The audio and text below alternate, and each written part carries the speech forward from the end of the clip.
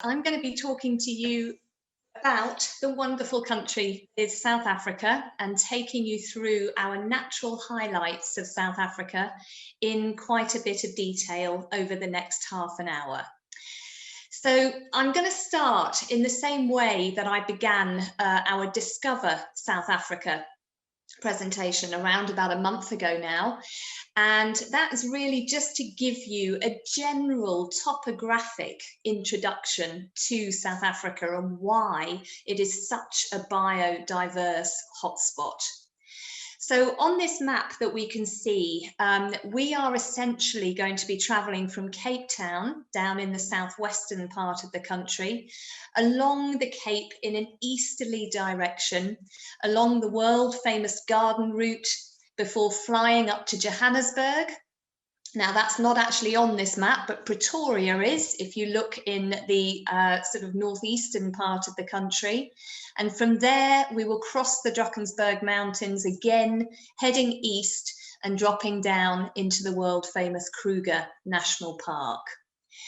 Now, one of the reasons that South Africa is so biodiverse, and one of the reasons I love it so much, is that obviously you've got the combination of terrestrial wildlife viewing as well as sea life. And we operate this trip in the tail end of August on an annual basis. It's one of our small group departures, minimum 3 clients, maximum of 8. So it really is a small group, does what it says on the tin. And essentially by visiting the Cape, which is home to the Cape Floral Kingdom, which is one of the 6 floral kingdoms around the world. We have wonderful botanic opportunities. The botanics basically keep the bugs and the birds happy. There's a lot of mammal life down here as well. So we start off in the Cape, we head across to the temperate rainforests and the Albany thicket areas of the garden route, and then we head up into the savannah. So we cover a huge area, but we do it very much at leisure. So just to take you through the itinerary to start with, we fly you into Cape Town. You all are aware of how much I love the Cape. They grow wine there. What's not to love? It's a beautiful, beautiful city, masses to do exploring the surrounding area. And by going at the end of August and predominantly into the early 2 weeks of September, just north of Cape Town, we have West Coast National Park, and this will be a prime time and hopefully flowering season for all the flowers that you can see in the West Coast National Park, and I'll show you some images of those later on. After exploring Cape Town itself and the Cape Peninsula, we move across to Hermanus. We're traveling in prime whale season as well. So the whales are there really from July through to October. We're there in September, one of the optimum months. We'll visit Hermanus for a little bit of whale watching. We will then move across into Swellendam on the beautiful Bruder River before continuing up to Oudtshoorn in the Little Karoo. And Oudtshoorn is a very dry area. Karoo actually comes from the Khoisan word for dry place. It's also a little bit higher up here. We then cross the mountains, coming back down to the coastal regions, and we drive east along the garden route itself. We then fly up to Joburg and continue our journey in an easterly direction, moving across Long Tom Pass, which is steeped in history. It's a beautiful part of the world, and the Drakensberg Mountains, and then finishing in Kruger for 5 days of pure, unadulterated wildlife viewing. Hurrah! And this is my old stomping ground. This is where I worked as a guide for 4 years. And although I was on a private reserve just to the west of Kruger, I would do busman's holidays regularly. In my off time, I would hire a car, I would drive myself into Kruger. I just couldn't get enough of the wildlife. So it's a fabulous part of the world.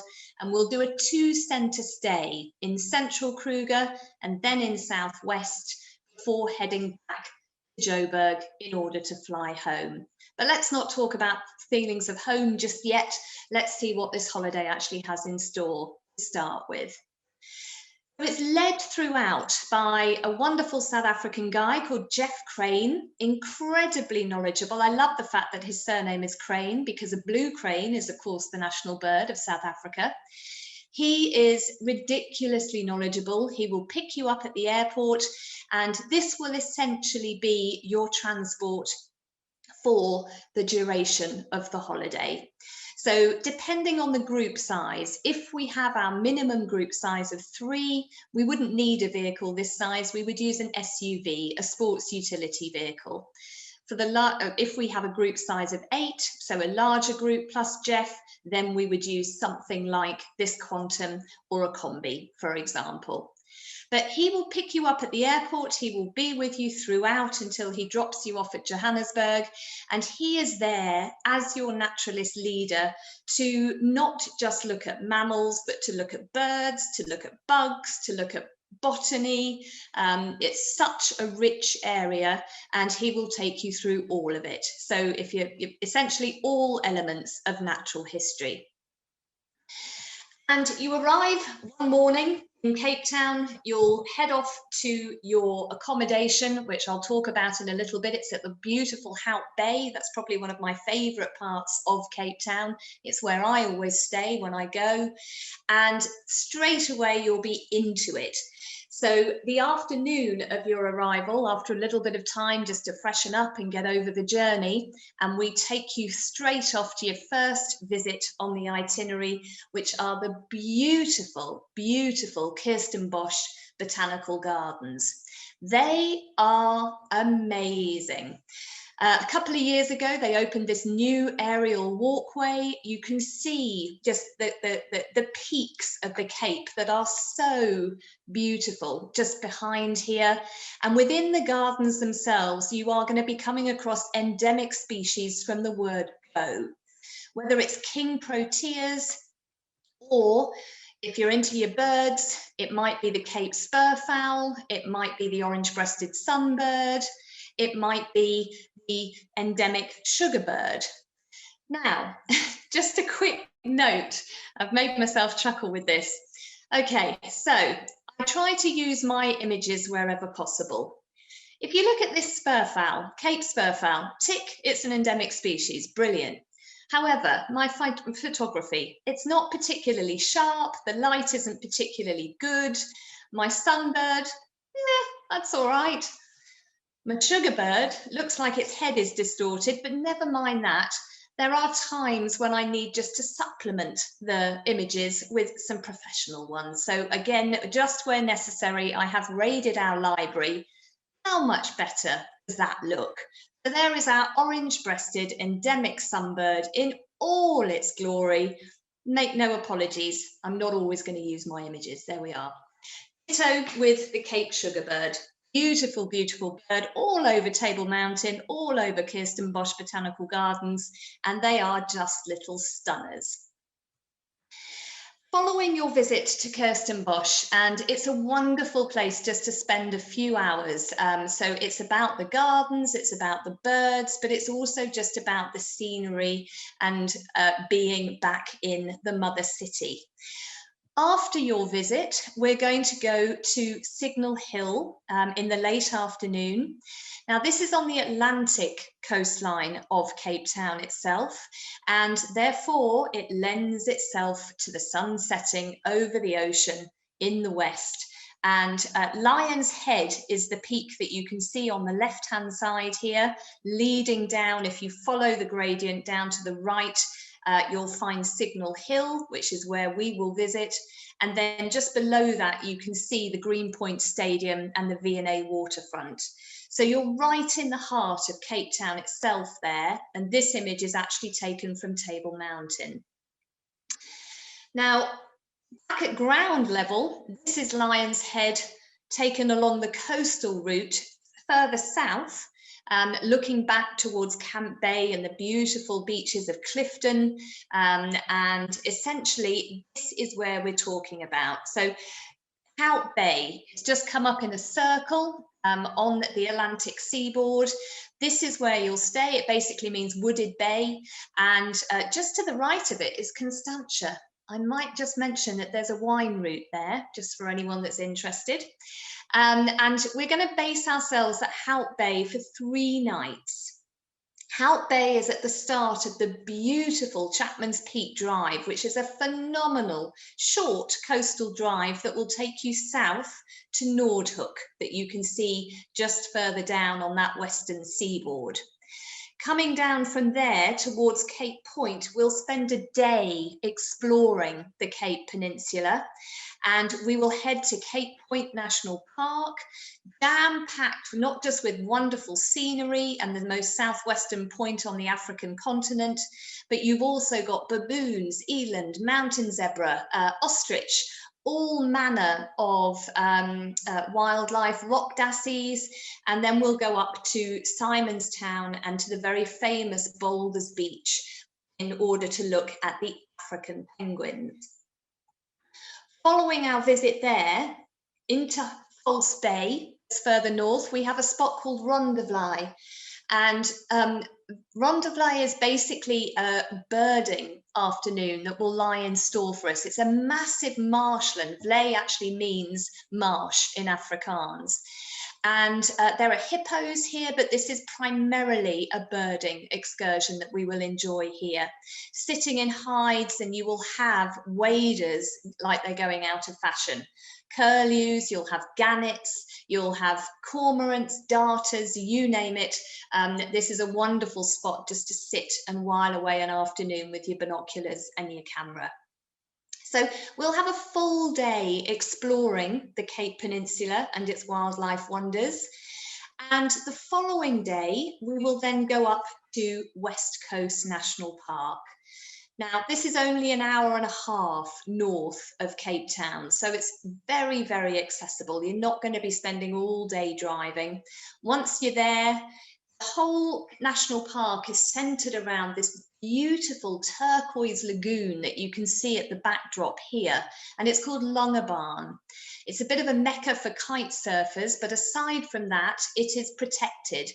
And as we're traveling at the end of August and into early September, this will very much be all about the wildflowers. So this will be a botanic extravaganza for the day. It's incredibly scenic. You will find wildlife here. You'll find again a lot of birding, less the flamingos in this case, but again, waders. You might even see whales. You know, they do come up that west coast of the Cape. So when you're up on the mountains of West Coast looking down towards the ocean, do keep an eye out for whale blow as well.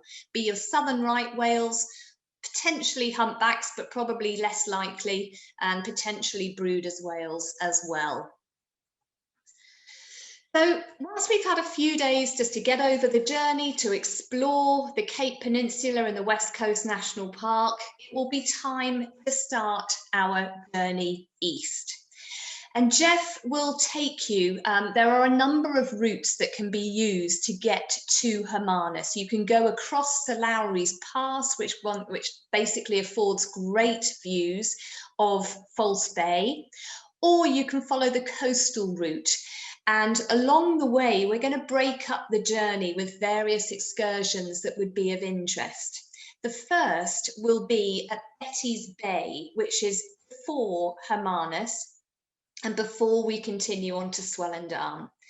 And at Betty's Bay, there are chances to again look for the African penguins, but we're actually stopping there, the Harold Porter Botanical Gardens.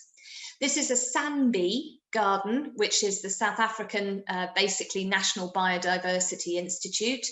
And this is regarded as one of the most important collections of coastal fynbos in the world. I mean, fynbos is endemic to the Cape anyway, but this is hugely important. There are wonderful, wonderful botanical species here, as well as a host of birds and bugs and bees, and also some mammals as well. So we'll spend a little bit of time just wandering around the Harold Porter Botanical Gardens. We'll then continue on to Hermanus. And Hermanus is on the huge Walker Bay that is pictured here. And this is whale watching at its easiest. No ungainly getting in and out of ribs or zodiacs. Hermanus basically prides itself on offering what they perceive to be the best land-based whale watching in the world. You can sit here at your lunch spot with a glass of wine in hand. Here we go again. And you can watch the whales out in the bay. Sometimes they're breaching, sometimes they're literally just lying in the shallows at the base of these cliffs. So everybody will be sitting here with their binoculars and with their cameras, and they will be soaking it all up. Rock dassies will be sitting next to you. They're very, very gorgeous little creatures, and the bird life is wonderful, but you sit and you look over the cliffs and the whales are literally there. So the southern rights come here to breed and to calf. That's why they're in these waters. In fact, they're all the way along the garden route waters. And here you just sit on the cliff tops and soak it all up. Wonderful, wonderful spot. So this is what it's all about. This is what's put Hermanus on the map. So yeah, fabulous opportunity to try and see the southern right whales. We then continue to our overnight stop, which is at Swellendam. And this was actually a small town that was set up by the Dutch East India Company way back in the day, when the Dutch were the colonizers of Cape Town and South Africa.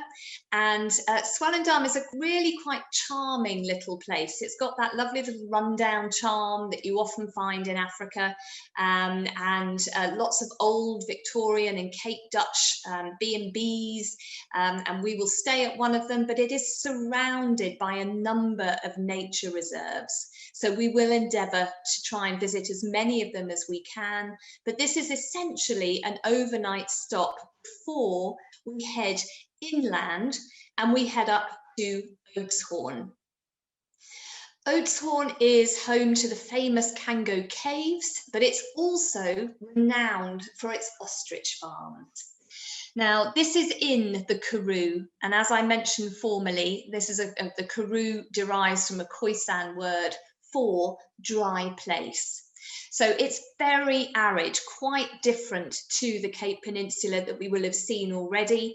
And you're also on a plateau here. We're about to cross the mountains and head back down to the coast, but being in the mountains and being on a dry plateau gives us access to a number of different bird species. So we're going to spend an afternoon birding up here. And if we're lucky, we will come across one of my favourite raptors, which is the Verreaux's eagle. Wonderful, wonderful mountain dweller, jet black, but when it flies, it has this white. It actually looks like a snow angel. If you imagine a Christmas angel, a white Christmas angel hanging from a Christmas tree, that's what the white patch on its back looks like if you're looking down on a flying Verreaux's eagle. Beautiful, beautiful birds. And we'll be looking for all sorts of Cape siskins. We'll be looking for loads of endemics again, Batis. And then after our night stop here and after our afternoon's birding, we will cross the mighty Utanika Pass. And there are a couple of passes, 800 meters above sea level, incredibly scenic. Photos never do it justice, so I haven't actually tried in this instance. But we're going to cross the mountains from Oudtshoorn and drop down into George. And George is the official start of the garden route. So the garden route links George with Port Elizabeth in the east that you can see on the map here. And this is one of the world's great self-drive journeys, on a par, I would say, with Australia's Great Ocean Road between Adelaide and Melbourne, and also Highway 1 in California between San Fran and LA. And so called because of the high botanic biodiversity here, but it's incredibly scenic.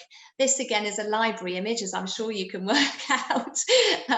Absolutely beautiful. It's all about the coastline. So you've got your red hot pokers here, but This is a whole stretch of coastline that is just beautiful beaches and temperate forests leading down to them, lagoons, sand dunes. It's incredibly scenic, bays and headlands, and this gives us a chance to not only get down onto the beaches in order to check out the coastal vegetation, as well as what might have been washed up. This is actually on Wilderness Beach, on one of my first visits to Wilderness many, many years ago. It's a spot that I absolutely love. And there were just all sorts of weird and wonderful sea-dwelling creatures that had been washed up, and wonderful photographic opportunities, if nothing else, but just spectacular to walk along the beach and beach comb. And also, while you're on the beach, obviously, you're looking for dolphins, you're looking for signs of whales, you're looking for pelagic birds. It's just a spectacular area. Now, aside from the coastal scenery, there's also a lot of grassland areas, and this is where we would hope to find the blue crane for you, one of the most spectacular and beautiful birds. It's also where you'll find, you know, other endemics to the Cape, and there are many, many, many. This is a chorister robin chat, and the only reason I've put this photo in, an awful lot of the rock jumpers and the thrushes are sort of orange and black in this area. But what Jeff will do is he will be listening for a lot of calls during the holiday, because this is the South African spring. So a lot of the males are quite active, they're calling for mates. And this little chap has just the most wonderful call. It just sounds like a happy little soul walking along the street whistling. And the tail end of his call just goes, and it's just charming. It's absolutely lovely. So often it might be a fact that you can hear the birds as opposed to actually seeing them. But obviously knowing your bird calls, as Jeff will just mean that if he hears something that is unusual, he will do his utmost to try and find the creature for you. Now, you've also got the inland garden route, which is known as Route 62, which we don't visit on this particular holiday. But the Garden Route National Park encompasses a vast stretch of the inland areas. And the Garden Route National Park is the coming together of 3 protected areas. Going from west to east, it starts in Wilderness. It takes in Knysna, the oyster town, and home to Knysna Heads, where you can go whale watching and beautiful walking, and again, estuary dwelling birds. And then to the east, the dramatic Tsitsikama. So the Garden Route National Park takes in all 3 of those. And it's home to fern gullies, and it's really densely forested with boomslangs up in the trees above you and wonderful creatures and kingfishers. There are some mammals here, and in Tsitsikama, this is the big tree, which is a giant yellow wood. There are milkwoods, there are kuabams or choice trees. It's just a stunningly beautiful area. Absolutely glorious. And this will all be visited, and you'll be looking for the inhabitants, whether it's a Narina Trogon. Again, this is not my photo quite clearly. I have a thing for churicos. I love them. The first time I heard one out in the bush, I thought it was a frog, and I couldn't quite believe it when somebody told me that it was actually a bird. This is the Knysna churico. Some of you may refer to these birds as lories, but there's a lot of reclassification of bird names going on around the world, because pretty much there are 3 names for every one species. And so there's an attempt to standardize, and also with taxonomic developments and so on. So lories are now generally referred to as churicos. So this is the Knysna churico, an endemic. You've got the ground woodpecker, you've got Cape Battis, you've got Cape White-eyed. Crikey, there are so many endemic species in this area. We will be looking to try and find as many of them as we possibly can. Mammals as well, Cape Clawless otter, you name it, we'll be looking. So as we drive in that easterly direction from George through Wilderness, Knysna, Tsitsikama, and we end up in Port Elizabeth, And from here, it's time for the next part of our journey. We will actually fly from Port Elizabeth to Joburg, and from there we will immediately head out again in an easterly direction towards the Drakensberg Mountains. OR Tambo, the airport, is on the eastern side of Johannesburg, so you won't go into the city at all. It's literally a matter of get off the aircraft. Jeff will pick up the new vehicle for us to transport ourselves across, and he will head out into the province called Mpumalanga, or the Sunrise Province. And after one night stop there, we'll drop down into Kruger. Welcome to the Lowveld. So this is Long Tom Pass. The first 2.5 hours drive out of Joburg are a long highway. You're in the Highveld, you're on the central plateau of South Africa. It's mining country, it's not particularly pretty. We're literally driving through it as a means to an end. As soon as you leave that highway, the landscape changes and it becomes a beautifully scenic drive as you enter the Drakensberg Mountains. We'll overnight here, and then the following day, en route to Kruger, we will do what's known as the Panorama route. And the Panorama route is a series of natural phenomena, and this really is my old stumping ground. I used to live about an hour away from here. And this is Bork's Luck potholes. You're still on the Highveld here, and this is a series of potholes. You walk across this bridge and you get to the river on the other side, and there are a series of quite spectacular potholes, and you can essentially just spend a little bit of time exploring the area. Lots of great bird life in the area, and then we continue on to the Blyde River Canyon. Now, right slap bang in the center of the image here, where you can see suddenly the mountain dips and you've got the Lowveld stretching out ahead of you. That's where I used to live, just at the base of these mountains. And in the distance is Kruger National Park. So you are within touching distance here. It's really quite exciting. But this area, again, it's another scenic viewpoint. The three little round circular peaks that you can see on the right-hand side of the image, these are called the three rondavels. And a rondavel is a circular homestead, often with a thatched roof. And if you use your imagination, the one on the far right in particular, you can imagine looks a little bit like a rondavel. So there are three of them. Loads of birds in this area as well, lots of chances to buy curios here. And then you've got the Blyde River Canyon itself down at the bottom, which is teeming with wildlife. You've got tater falcons that are found in this area. You drop through a pass to get down into the Lowveld shortly after stopping at the three rondavels.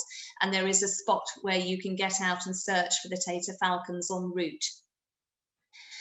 Once we're in Kruger, we enter through Orpen Gate, which I used to use all the time on my off weeks. It's a relatively flat part of the Kruger. You're in the central section here. And when you enter through Orpen Gate, it would be an hour to an hour and a half to get to Satara Rest Camp, which will be home for the next few nights. That is, of course, all subject to sightings on the way. And Kruger is pretty famous for its traffic calming measures, i.e. elephants or wildlife on the road blocking your view. I wouldn't ask for a better block than that, quite frankly. Yeah, you've got this beautiful, beautiful elephant here. This is typical of the sort of encounter that you might have as you're driving through Kruger National Park. Literally, you need your binoculars handy, you need your cameras handy, and you just need to be scanning immediately. Now, the bush will be a little bit drier than this, most likely, by the time you get to September. The rainy season is December to April, and then from April through to October, the dry season, the bush thins out and thins out as the later you go. And we're obviously traveling in the first 2 weeks of September. So it's nice and dry. That means that means visibility is good.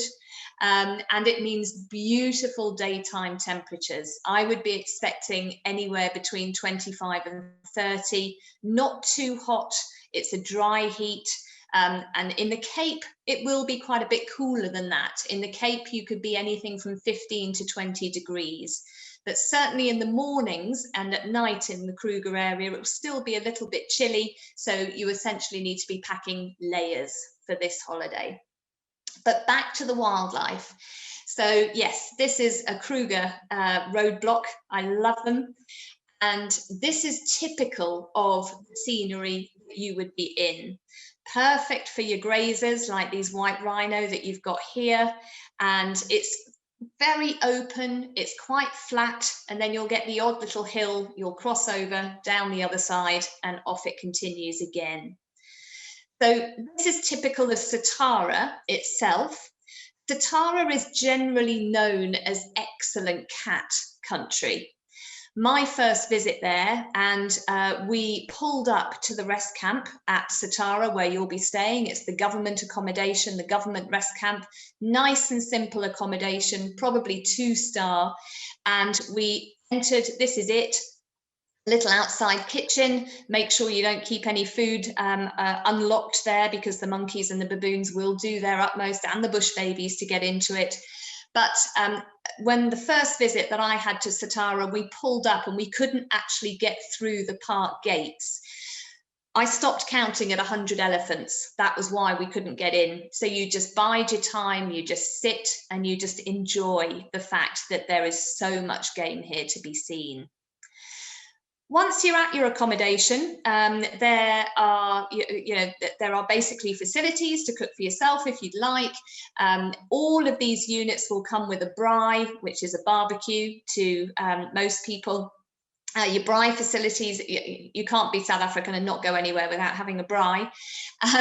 But what's lovely about these areas as well, it's very communal, it's very simple, but all the trees, the number of owls that I have seen staying at the various different camps within Kruger, the number of owls that roost very close to these rest camps, in fact in the rest camps, is huge. So make sure you do just go for a little wander at night.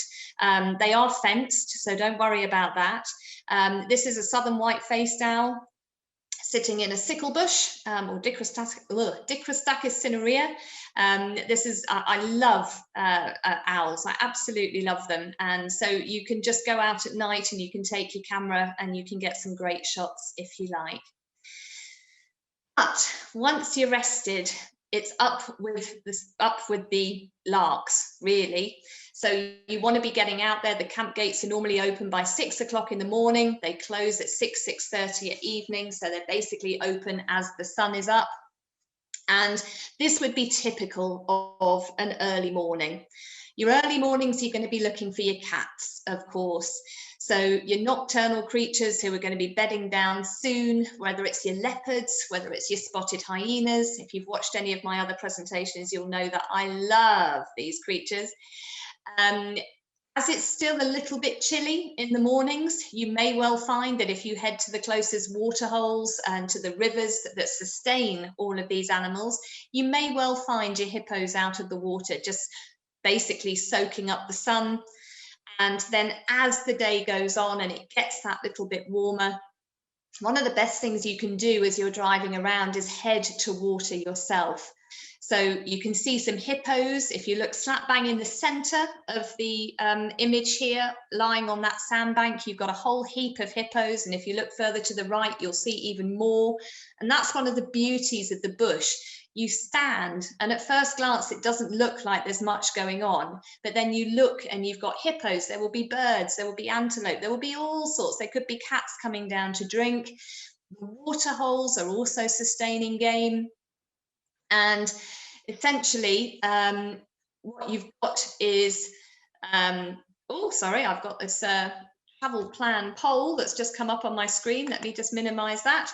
And so as you're continuing, sorry, my PowerPoint has now just decided to freeze, but hang on, there we are. Right, so hanging out by the water, and you will essentially come across, the animals that it is sustaining. So of greatest notice here, obviously, is the elephant in the foreground. But if you just look behind that, you've got an adult male nyala.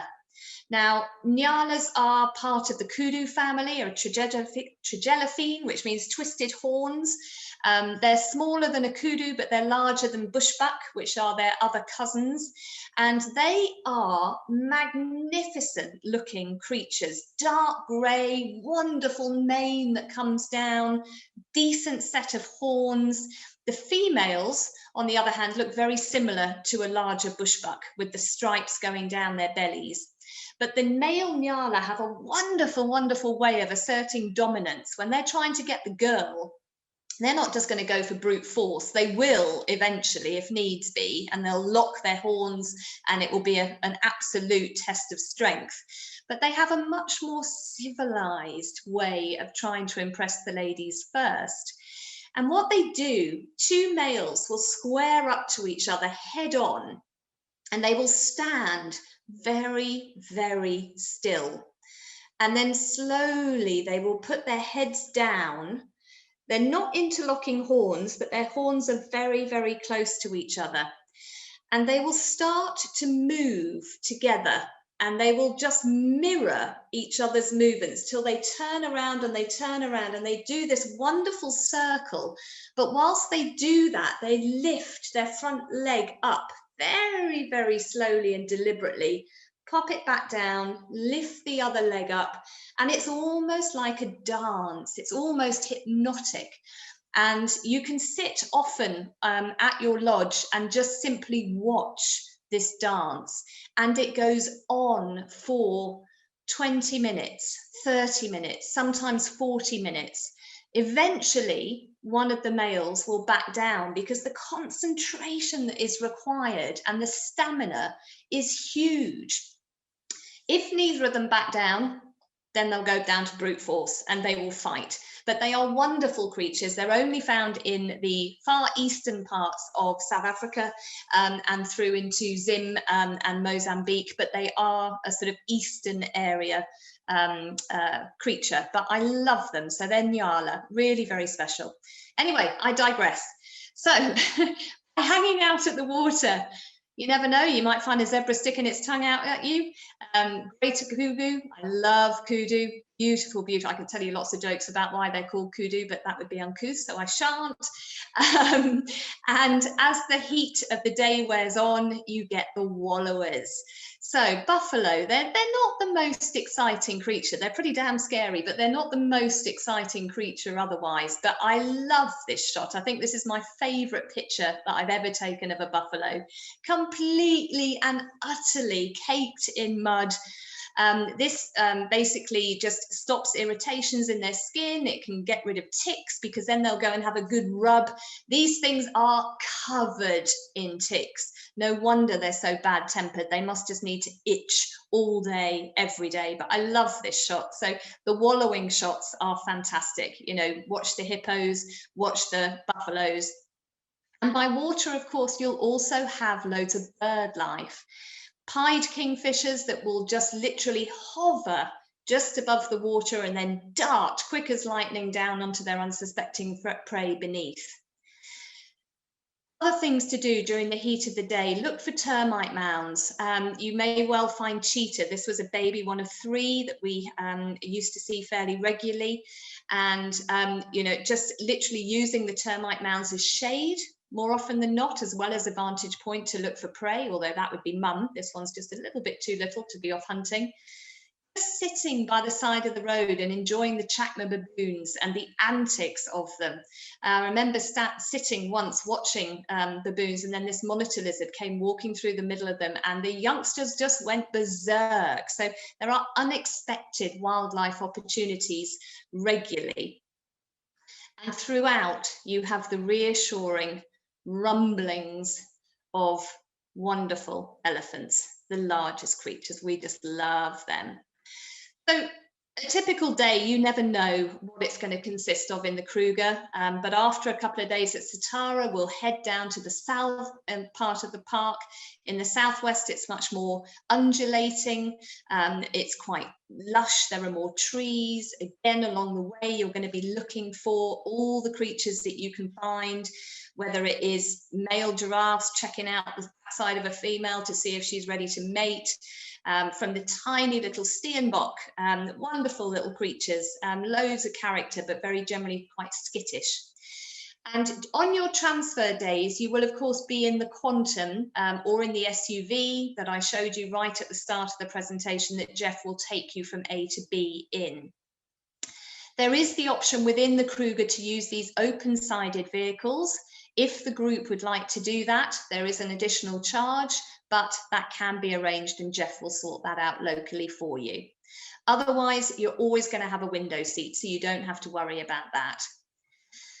So really, that's sort of an introduction. I could talk about the Kruger all day. I could talk about its wildlife. I could talk about behavior. I could go on and on and on and on and on. But it's a really accessible way to safari, and it's wonderful. There is so much to see.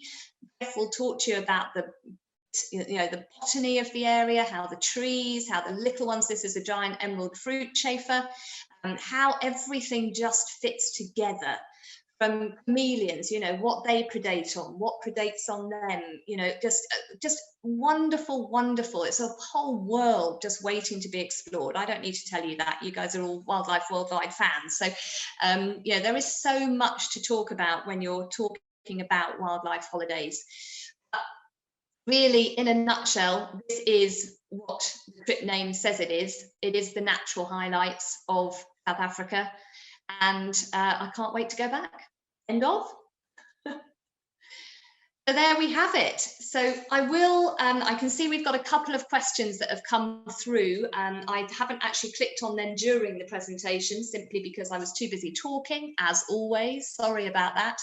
But just a quick plug for our next evening presentation that will be on Tuesday, next Tuesday, the 30th of March, and it will be Discover Wrangel Island in the Russian Arctic, home of the highest density of denning polar bears in the world. What's more to love? Masses of culture, masses of history, wonderful scenery, loads of wildlife, whales, very high on my wish list. So we will be talking about that next Tuesday. But let me just have a quick look at the questions that have come through. Steve has asked, when you're in Kruger, are you still in the minibus? So I think I just covered that right at the end of the journey, that yes, you will be in a minibus. Sometimes on the longer journeys, having air conditioning is a real help when you're sitting there in 28 degrees. As I say, you will have a window seat, and there is the option to do the open-sided vehicles as well, if you would like.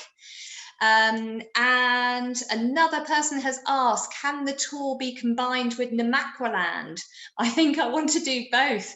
Good on you. So I would also very much like to do both again. It's fantastic.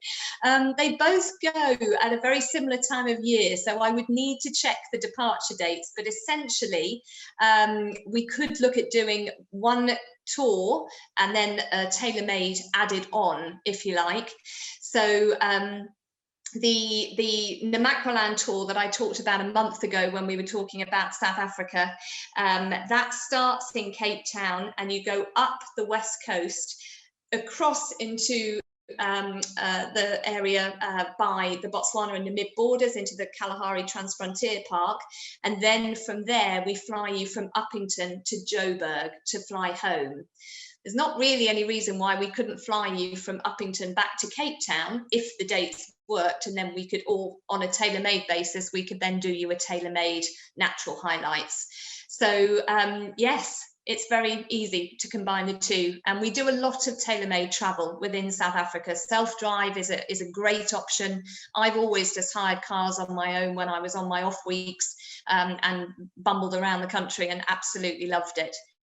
Steve, the windows do open in the minibus, But we have got quite a few more questions, but what I will do is I will email those answers to you, because I'm very conscious, sorry, I've done it again, I have gone over, and get to that age where I've got to do this, 1:46, so we had better finish that for now. But my email address is helenb@at wildlifeworldwide.com. So if you would like to email me, helenb@wildlifeworldwide.com. Okay, thanks very much, everyone. Bye.